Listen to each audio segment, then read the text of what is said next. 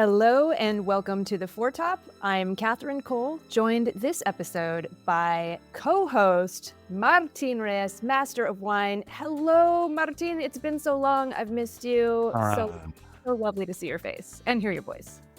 Catherine, it's been a while, and I have missed you too. And I still say occasionally, hey, check out the Foretop.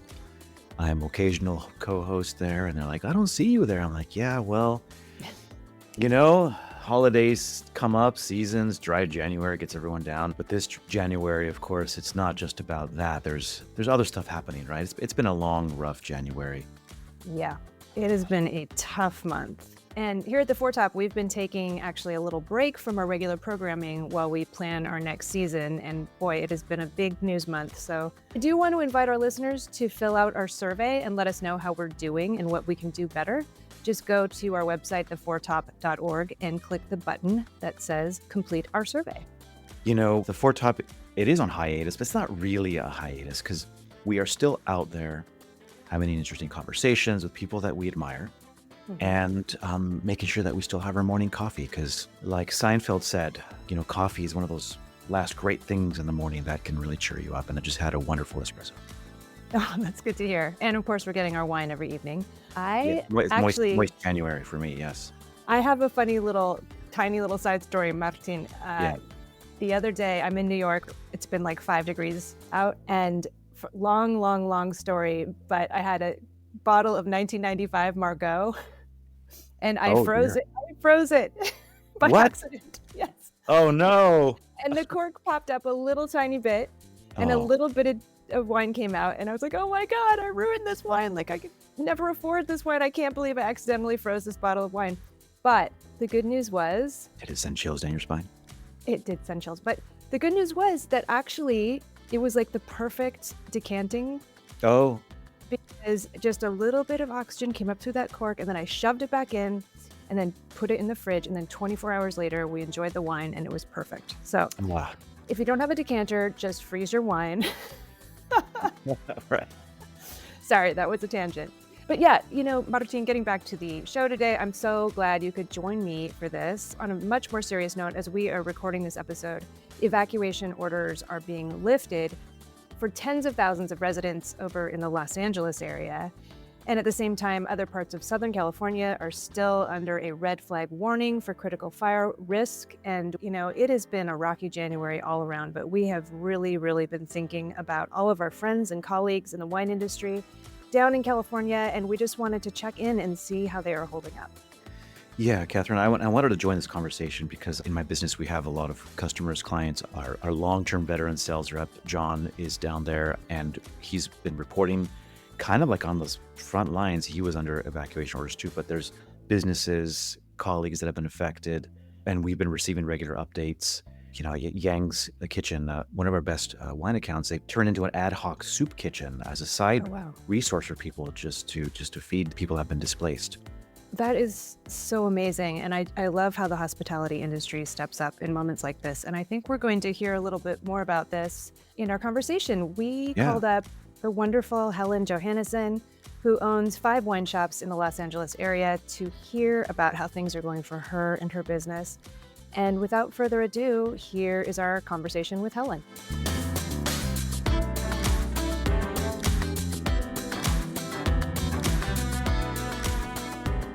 So, Helen Johannesen, thank you so much for taking the time to join the Foretop.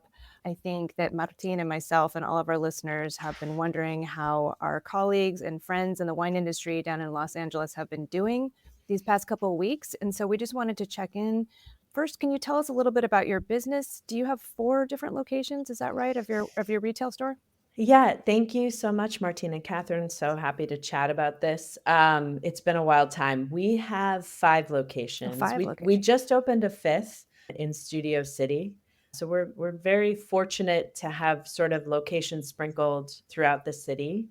And it's been a different experience with the recent events with the fires at each location Mm. because we're hitting so many different neighborhoods. But yes, so we have 5 locations. Helen's, has different iterations within each John and Vinny's. So Mhm. some of them have like full-fledged little wine shops. Our latest one in Studio City has retail wine, but it's all integrated into the bar. So it's all kind of manifests in different ways.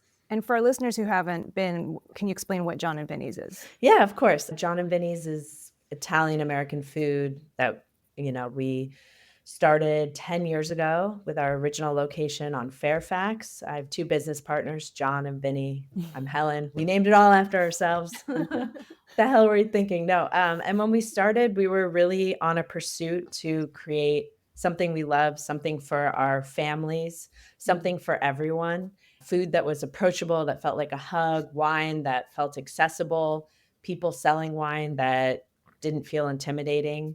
And then we were able to do sort of two brands, two concepts in one space. It's one business, but inside of every John and Vinny's, a Helen's exists in some way.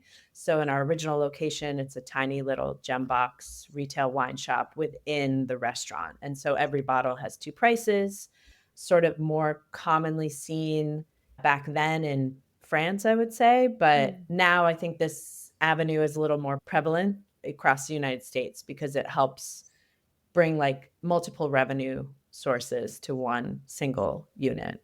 Love that concept. Yeah. So we do pizza, pasta, farmers market. We've spent the last few weeks, the first week, the day the fires broke out, my sister-in-law is a sheriff with the county, and wow. I texted her right away, and I was like, where are the command centers? We started sending food. We just sort of didn't know what else to do. We felt really powerless.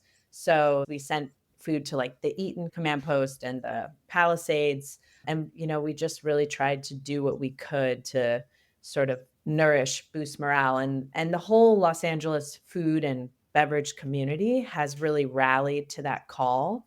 We are still doing it, but sort of working with other partners to do maybe bigger, longer term stuff. But that first day, it was really, I've talked to a lot of people, and for me personally, it was like PTSD. It really felt like COVID. Like there was just this weird, like everything stopped in a way, even though it was still going. And so as a business owner, that's really terrifying. And then as a human, your heart is just like also terrified for the people affected and for the health of your own family. And 2 days in, like the day after on Wednesday, I literally was like, is there going to be fires everywhere? That was the feeling. There was a fire that broke out in West Hollywood that freaked everybody else. There was like the fake evacuation order that went to everyone. My nanny was like, is this real? Should I pack my kids? And I was like, no, wait. There's no way it's possible. But I will say it was a very surreal experience, even though I've never had that specific experience with fire before. So it's hard to explain. It's just Los Angeles has been roiled with things the last, 5 years. So there's COVID, very strict COVID restrictions. It really hit restaurants, in particular. Retail wine did okay because people were confused, upset, at home drinking more, I would say. But your profit margin on retail is not the same as dine-in. And for mixed use business, that was an adjustment for us. And then we had the strikes here last year, which that really affected us. Our number one industry in Los Angeles is Hollywood, right? Like that's who keeps this whole thing moving for especially hospitality. And then now the fires. So it's just been a wild, wild ride. I can only imagine one friend of mine who does business there, John, recently was under possible evacuation and couldn't really sleep all night because you have to be ready to leave at a moment's notice. And that what if scenario is something that's probably dreadful, that is unimaginable. And then you look around at your possessions, your place, like, if I go, what do I take? And then you play out possibly the scenarios in your head about like, what would it look like to lose this place? And I guess that's my question to you is, given, that palpable sense that you portrayed earlier about the unsettling nature of what might be, does that also contribute to what you said as that PTSD kind of thing? I think it's that great unknown. Yes, 100%. Or you're watching terrifying things happening to people I know a lot of people who are directly affected by this, lost everything, or they're a business in a neighborhood that is gone, like there's so many ripple effects of what happened that aren't even realized yet. And I think, yeah, I mean, I'm fortunate. My business partners and I, we live in areas that, the air quality is the biggest effect we had. But Mhm. even though I knew like it's so unlikely that a fire could be here, I do live near a set of hills. And some of these fires, it seems, are arsonists. So it started to feel like this spiral, like Oh. someone is trying, and I'm not a conspiracy theorist, but it felt like out of control and someone's trying to disrupt part of our country, part of our city. It's hard not to think in that way when you see the scale. It's like climate is one part of this. There's a lot of other aspects Mhm. that went into it. I don't have real information. I think the lid is pretty tight on that, but it is really unsettling. And at the end of the day, the only thing I packed, because I was like, let's just have it, was all of our paperwork because Mhm. you don't know. I was like, I'm going to grab my jewelry and these papers, and that's all I'll take. That's what I thought. And Mhm. everything else is replaceable. Some of my Psalms, they were so sweet. At one of our stores is in Brentwood. And Luis, he's our like head wine manager there. And he was like, do you want me to take any wine home with me? Like any of our bottles that are irreplaceable or really expensive. And I was like, that is the sweetest thing ever. But no, we can't, you also can't just like disrupt your entire life and live and operate from a place of fear. And I think that was hard as business owners as well. Brentwood is the store that was the closest Yeah. to the Palisades fire. It was the store we had to close like a day and a half, which, was for health and safety of the employees. We were never in an evacuation zone, but it was Mhm. just scary for everyone, which I totally understand. And you sort of have to resign yourself to this dice roll of life, right? You're like, I don't think this will happen, but who knows? No, everything about it is unimaginable. Yeah. I know that the chef at Bar Etoile lost his home, and Altadena Beverage didn't burn down, but then their inventory is destroyed. I think Right. Silver Lake, one of our other customers, they have several outlets like you. Their original one is unharmed, but then their Altadena outlet is closed, and they're not really sure when they're going to reopen. And yet, parts of their business are still flourishing, other parts are not. The whole thing, it just boggles the mind of like the waves of things that Los Angeles, California have had to deal with. You mentioned them earlier, and now this, and you also mentioned the rallying of the human spirit, which I found really wonderful to hear. Can you tell us a little bit more about how?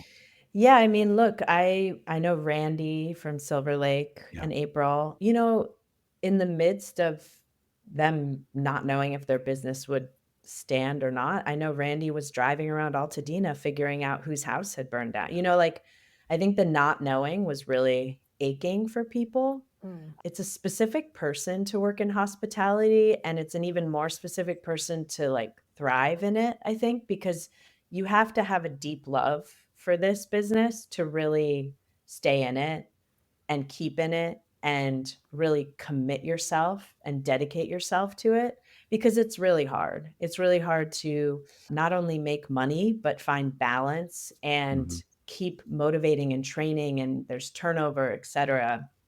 But I think what I've seen and what's so amazing is there is so much heart in the hospitality community in Los Angeles, so much support. We are the first people who wanted to give in the middle of it actually already happening. And I think why I said it was PTSD was that's exactly the day one of COVID. Mhm. My business partners and I were in our stores. We were moving inventory around. We were saying who wants to work, who doesn't want to work. Let's try and keep as many people working as we can. And we didn't even know. We were just in masks, like, let's go. I'm not saying that we're like amazing. I'm just saying there is something at the core Mhm. Right. of who we are and who we want to be as part of society. And I think that's also why there was the confident rallying car of like everyone needs to go support now. Everyone has Mhm. to go support because I think what a lot of people saw was not only is January in Los Angeles slow for food and beverage in general, dry January Dry hits January. Yeah. it Yeah. hits here hard because it's a very health and wellness conscious city, Mhm. which is a great way to be. I love it. I'm very health and wellness conscious, but I think it's also that we're honest people where it's like, hey, we're a cash in, cash out business. So if there is no cash coming in, these businesses will close and will suffer. And it's some people need support to help providing food to the community. Other people just need support for the business. And we feel, we are lucky in a lot of ways. We're not fine dining. Like my heart aches for fine dining. Must be or refined or whatever it is in California now. But it's just unimaginable. And I think there is this spiritual drive that people do want to see everyone succeed. But in the back of everyone's minds, I feel like there will be casualties. And that's really, really scary, I think. And then there already are, like Adam Vervulis, like Altadena Beverage is an amazing store. They're an amazing couple, and it's heartbreaking. How do you rebuild that? Even if their inventory wasn't damaged, where are the people who are going to go buy it? Because all these small wine shops are so community based. They're servicing the people. The idea is the people around there. So it's really hard. And then what's so funny, it's not funny, but I'm like, wow, it's crazy. So like the Surgeon General basically tells everybody you shouldn't drink alcohol. And I sort of saw it. I saw people really sort of thinking about that. We saw our dine-in dip, whether it's dry January or not. We saw retail dip a little bit. And what was interesting to me about these fires is people didn't drink like it was COVID. It wasn't like I need to drink more. So there is a shift happening, and I don't know what that is. It's an interesting time. You bring up the Surgeon General. Our listeners know that I'm fired up always about the subject, but specifically that it's ironic how that warning about alcohol is here in one hand. On the other hand, there's a warning about isolation. Yeah. And the irony is that wine and food bring us together, and the communal aspect of that. The tonic of wine is not just whatever health benefits may occur with cardiovascular stuff, but hospitality is one of the conduits for people, friends, family to gather, and the cultural aspect of wine can't be denied, despite the fact that there is this irony between what he said on the one hand and the other. I find that interesting.